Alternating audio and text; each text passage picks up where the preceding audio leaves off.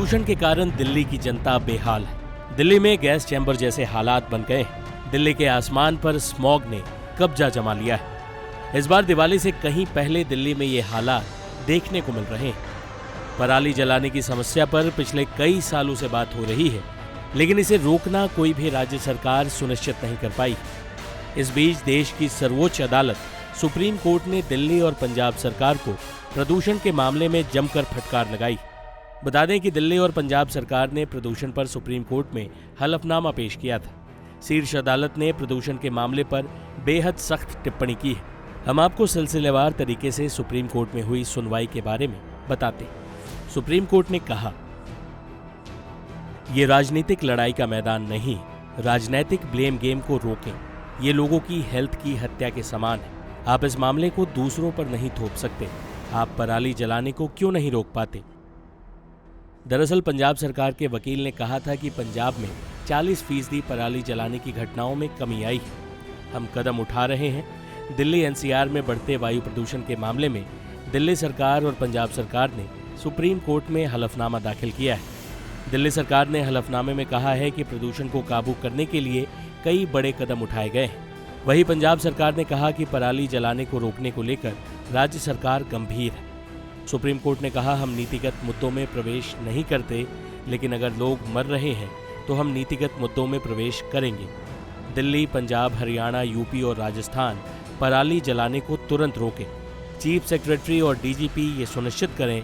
Supreme court ने पराली जलाने पर रोक लगाने के लिए कल यूपी, राजस्थान, हरियाणा, पंजाब, दिल्ली समेत राज्यों और केंद्र की बैठक बुलाने का निर्देश भी दिया है। कोर्ट ने कहा कि कैबिनेट सेक्रेटरी की अगुवाई में राज्यों के साथ बुधवार को मीटिंग हो और शुक्रवार को इस मामले की अगली सुनवाई होगी।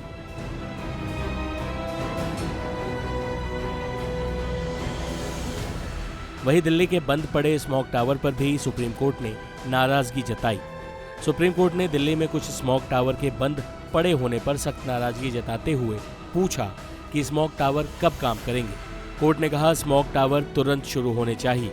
हम नहीं जानते सरकार कैसे स्मॉग टावर शुरू करेगी। सुप्रीम कोर्ट ने दिल्ली प्रदूषण नियंत्रण कमेटी के चेयरमैन को अगली सुनवाई में पेश होने को कहा है। साथ ही डीपीसीसी प्रदूषण पर रियल टाइम डेटा इकट्ठा करे और इसे सार्वजनिक न करे, ऐसा निर्देश भी सुप्रीम कोर्ट ने दिया।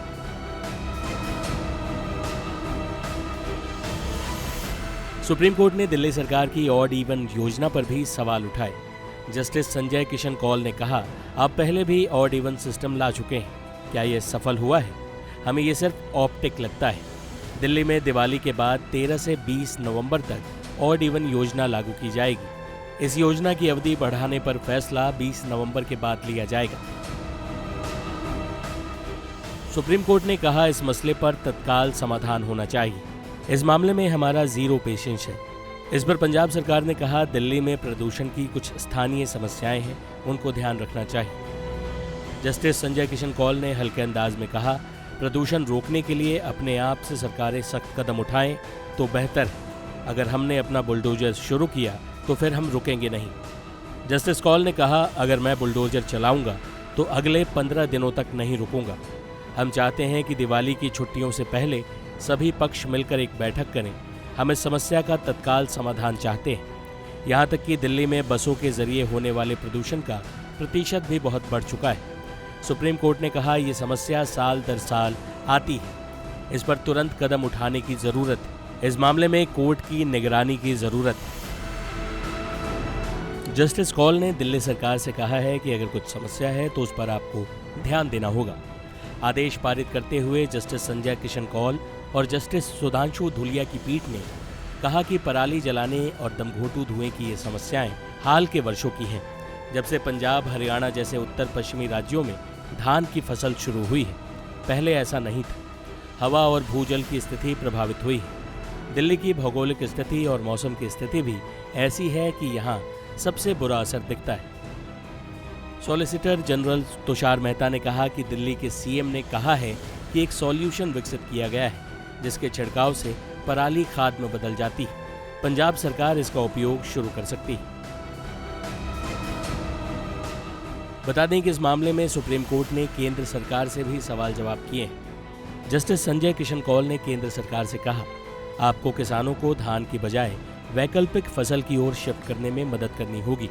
आप देख रहे हैं कि दिल्ली में कितने बच्चे स्वास्थ्य समस्याओं से जूझ रहे हैं। कोर्ट ने केंद्र सरकार से भी सवाल पूछे हैं, आपने अपने स्तर पर क्या किया है? केंद्र सरकार ने कहा कि हम इस समस्या से निपटने के लिए राज्यों को 3000 करोड़ रुपए आवंटित कर चुके हैं।